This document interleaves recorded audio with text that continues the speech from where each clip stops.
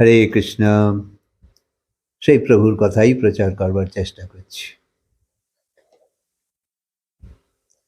ভগবানে প্রেম না এলে ভজনে সুফল আসবে না, মজাই পাবে না। কত যুগ ধরে বারবার সংসার করছো, তা তো মজা পাবার জন্যেই। কিন্তু তুমি দুঃখকেই সুখ মানছো, তবু সবার মধ্যে থাকতে চাও। এত পীড়া, এত ব্যাধি, এত ক্লেশ, একে কি আনন্দ বলে? তাই সংসার দুঃখালয় এ কথা বলা হয়েছে। তাই যে সুখের শেষে দুঃখ আসে তাকে কি সুখ বলে?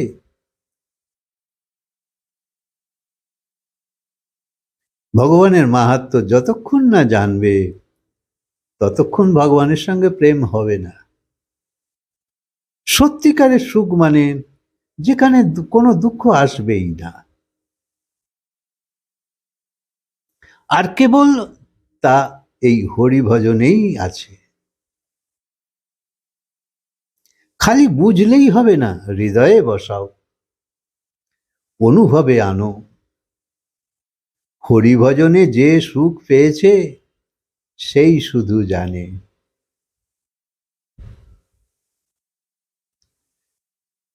কিন্তু তারা কেউ পাগল নয়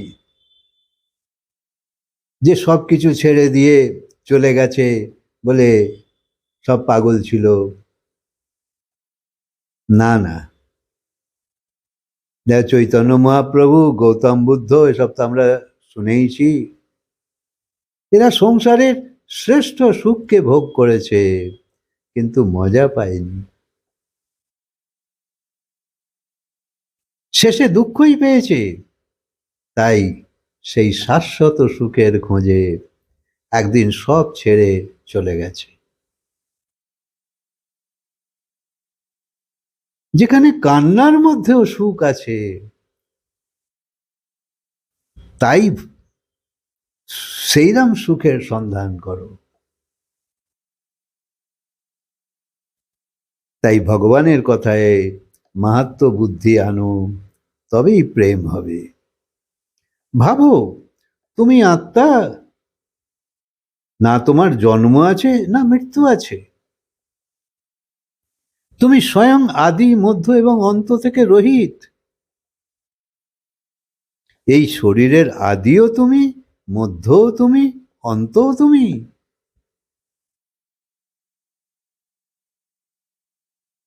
শরীর ছোট ছিল তখনও তুমি যেরাম আছো, শরীর মাঝামাঝি অবস্থায় তখনও তুমি সেই আছো, অন্ত হয়ে গেলেও তুমি একই থাকো। তোমার কোনো পরিবর্তন হয় না, শরীরের পরিবর্তন হয়। তাই গীতায় শরীরকে বস্ত্র বলা হয়েছে, অর্থাৎ আত্মার বস্ত্র। যেমন পুরনো বস্ত্র ত্যাগ করে নতুন বস্ত্র গ্রহণ করি আমরা, পাল্টাই বস্ত্র পাল্টাই, সেই রকম এই জীর্ণ শীর্ণ শরীর বা বৃদ্ধ শরীর, রুগ্ন শরীর, এই শরীরকে ছেড়ে মানুষ আবার নতুন শরীর ধারণ করে। তাই এই শরীর থেকে আলাদা যে আত্মা, তাকে অনুভব করো।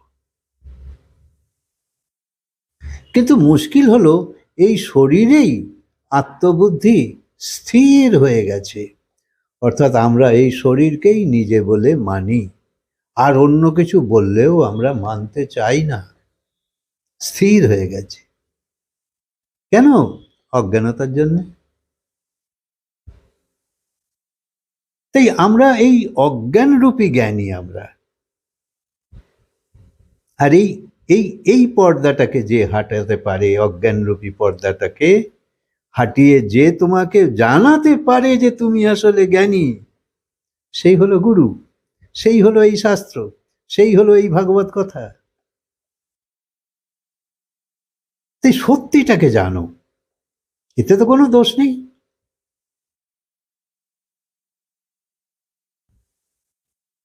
মরে যাবে যে শরীর, তাকেই তো নিজে বলে মনে করি আমরা। জন্ম হওয়া এই শরীরটাকেই তো আমি নিজে বলে মেনে নিয়েছি যে এটাই আমি, এটাই আমি। সেই জন্য মৃত্যুকে আমরা ভয় পাই। বাস্তবে না তো আমার জন্ম আছে, না তো আমার মৃত্যু আছে। তাই অজ্ঞানীরাই মৃত্যুকে ভয় পায়, কারণ অ্যাকচুয়ালি আমি তো মরি না, আমার শরীরটা মরে, আবার নতুন শরীর ধারণ করব। তাই আমি তো যে কে সেই, তাহলে শরীরও মরল না, আর আত্মা মরল না, আর শরীর তো চিরকালই মরা। শরীর তো কোনোদিনই নিজে নিজে জ্যান্ত নয়, আত্মা আছে তাই। যে অজন্মা, যে অমর, সেই আত্মার সঙ্গে যে সম্পর্ক, সেই তো তোমার আসল সম্পর্ক। তার কাছে তো মৃত্যুর কোনো ভয় নেই। তাই শঙ্করাচার্য বলেছিল, ব্রহ্মই সত্য, জগৎ মিথ্যা। অথচ আমরা জগৎকেই সত্য মানি মায়ার কারণে। মায়া মানে উল্টো দেখায়। কখনো মনে হয় আগে মুরগি না আগে ডিম, আগে বৃক্ষ না আগে আগে বীজ। তো মুরগি এলো কোত্থেকে ডিম না থাকলে, আবার ডিম না থাকলে মুরগি যদি নেই, তাহলে দুটোতেই সমস্যা, উত্তর পাচ্ছি না আমরা, জবাব পাচ্ছি না, আগে বীজ না আগে বৃক্ষ। যদি আগে বৃক্ষ হয় তো বৃক্ষ কি করে হলো বীজ না থাকলে? এই প্রশ্ন দ্বৈত থেকে উৎপন্ন হয়েছে, অর্থাৎ আমরা বুঝতে পারছি না যে কেন, কোনটা আগে। তাই এর উত্তর শুধুমাত্র আধ্যাত্মতে আছে, অদ্বৈততেই এর সমাধান আছে। অর্থাৎ বীজ এবং বৃক্ষ দুটো একই। বীজ মানে হলো অবিকশিত বৃক্ষ, আর বৃক্ষ মানে বিকশিত বীজ। তাই যখন ভেদ বুদ্ধি সঙ্গে আত্মারূপী সত্তার মিলন হয়, তখনই দ্বৈতর জন্ম হয়। ভেদ বুদ্ধি,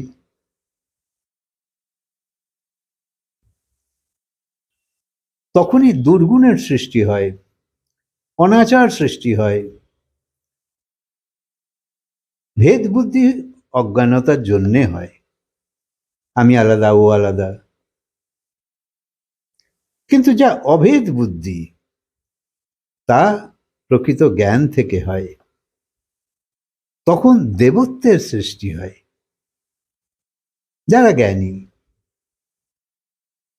বা সদ্গুণের সৃষ্টি হয়, অর্থাৎ মঙ্গলকারক জগতের সৃষ্টি হয় অভেদ বুদ্ধি থেকে। আর ভেদ বুদ্ধি হলে খালি আলাদা আলাদা দ্বন্দ্ব। যেখানে সংযম সেইখানেই সদ্গুণ, আর যেখানে অসংযম সেখানে অসদ্গুণেরই জন্ম হয়। হিরণ্যক আর হিরণ্যকশিপু, এরা দু ভাই ছিল। হিরণ্যক মানে সংগ্রহবৃত্তি, লোভ, আর হিরণ্যকশিপু মানে ভোগবৃত্তি, লোভ। অর্থ সম্বন্ধীয় লোভ হলো হিরণ্যক, আর কাম সম্বন্ধীয় লোভ হলো হিরণ্যকশিপু।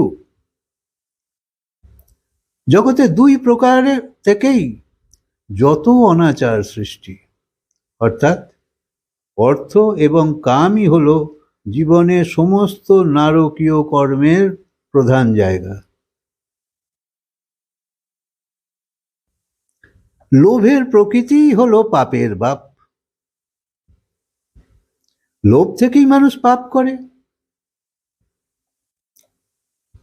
সেই অপরাধ কে করাচ্ছে? লোভই তো করাচ্ছে। তাই লোভ থাকলে ভুল কাজও হবে, অপরাধও হবে। আর সংগ্রহবৃত্তির লোভকে যদি তুমি সামলাতে পারো তাহলে শুভ কাজ হয়ে যাবে। যদি তুমি সিন্ধুকে জমাতেই থাকো, বাড়াতেই থাকো, এবং এক পয়সাতেও কাউকে হাত না লাগাতে দাও, যেমন কৃপণরা করে। কৃপণরা নিজের জন্যও খরচা করে না, অপরকেও খরচা করতে দেবে না, আর যাওয়ার সময় তো সব রেখে দিয়ে চলে যায়। সেই জন্য কৃপণকে বলা হয়েছে সবচেয়ে বড় উদার লোক, যে সব রেখে দিয়ে চলে যায়, নিজে অবধি ভোগ করে না। কিন্তু লোভ তো তার রয়েই গেল স্বভাবে, লোভকে ছাড়তে পারে না, ফলে ব্যসন ব্যভিচার এসবই ফেঁসে যেতে পারে। কিন্তু যদি তুমি সম্পত্তিকে ভগবানের মনে করো, তাহলে প্রসাদ রূপে তুমি গ্রহণ করো, তো শুভ, যে সব ভগবান আমাকে দিয়েছে ব্যবহারের জন্যে, আমি প্রয়োজন মতন ব্যবহার করব, বাকি সব ভগবানকে দিয়ে চলে যাব।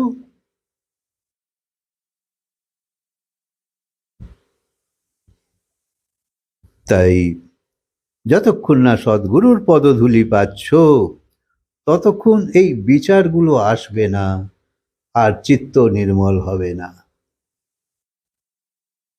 তাই জন্য বিবেকের জন্ম হওয়া খুব দরকার। এই কথাকে অবশ্যই নিজের সঙ্গী বানাও। সেই জন্য একটা শব্দ আছে আমাদের এখানে, জিত সঙ্গ। জিত সঙ্গ মানে সঙ্গকে যেত, অর্থাৎ কোন সঙ্গতে তুমি আছো। শুধু খারাপ ভালো মানুষ এইরকম সঙ্গই সঙ্গ নয়, তোমার যে ভাবনা, তোমার যে বিচার, সেই হচ্ছে তোমার নিত্য সঙ্গী। সেই সঙ্গকে শোধরাও, অর্থাৎ ভাবনাকে শোধরাও, বিচারকে শোধরাও, তাহলে বুদ্ধি শোধরে যাবে। আর সেই হচ্ছে সবচেয়ে বড় সঙ্গ তোমার। সেই সঙ্গ যখন সুসঙ্গ হয়ে যাবে, তোমার কল্যাণ হয়ে যাবে।